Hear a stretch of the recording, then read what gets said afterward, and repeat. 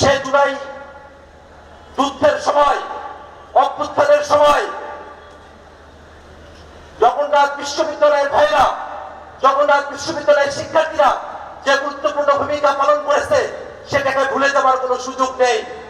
আমরা অন্তর্বর্তীকালীন সরকারের কাছে আহ্বান জানাই, জগন্নাথ বিশ্ববিদ্যালয়ের শিক্ষক এবং শিক্ষার্থীরা যেসব ন্যায্য দাবি দাওয়া নিয়ে রাজপথে হাজির হয়েছেন, অতি দ্রুত জগন্নাথ বিশ্ববিদ্যালয়ের শিক্ষক এবং শিক্ষার্থীদের সেই সব ন্যায্য দাবি দেওয়া সরকারকে বাস্তবায়ন করতে হবে।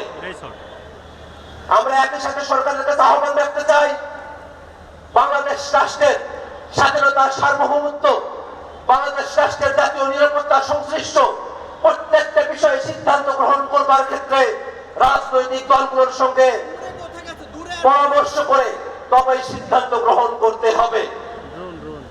মানবিক করিডোরের প্রয়োজন আছে কিনা, সেই করিডোরের নিয়ন্ত্রণ কাদের কাছে থাকবে, সেই করিডোর দিয়ে কি পারাপার হবে, প্রত্যেকটা বিষয়ে রাজনৈতিক দলগুলোর সঙ্গে আলাপ আলোচনা করে তারপরে সিদ্ধান্ত গ্রহণ করতে হবে।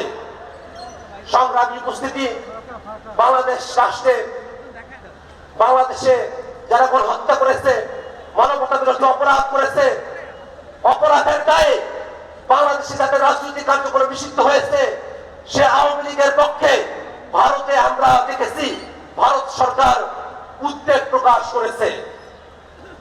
আমরা ভারত সরকার বাংলাদেশে দীর্ঘ সময় ধরে এই দেশের মানুষের সঙ্গে তারা তাদের রাজনীতি, তাদের সম্পর্ককে পর্যবেসিত করে নাই, বরং বাংলাদেশে ভারতের সম্পর্ক ছিল এদেশের জনগণ বিচ্ছিন্ন ওই আওয়ামী লীগের সাথে।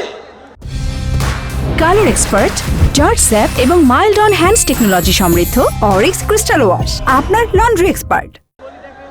আমরা ভারত সরকারের কাছে আহ্বান রাখবো, বাংলাদেশে বাকশালী ফ্যাসিবাদী, স্বৈরতান্ত্রিক গণহত্যাকারী, মানবতা বিরোধী অপরাধী আওয়ামী লীগের সঙ্গে আপনাদের যে সম্পর্ক, সেই সম্পর্ক ছিন্ন করে এদেশের মানুষের সঙ্গে সম্পর্ক তৈরি করতে হবে। বাংলাদেশের ব্যাপারে, বাংলাদেশের রাজনীতির বিষয়ে সিদ্ধান্ত গ্রহণ করবে বাংলাদেশের জনগণ। কোন বিদেশি প্রভু বাংলাদেশের রাজনীতিতে হস্তক্ষেপ করতে পারবে না।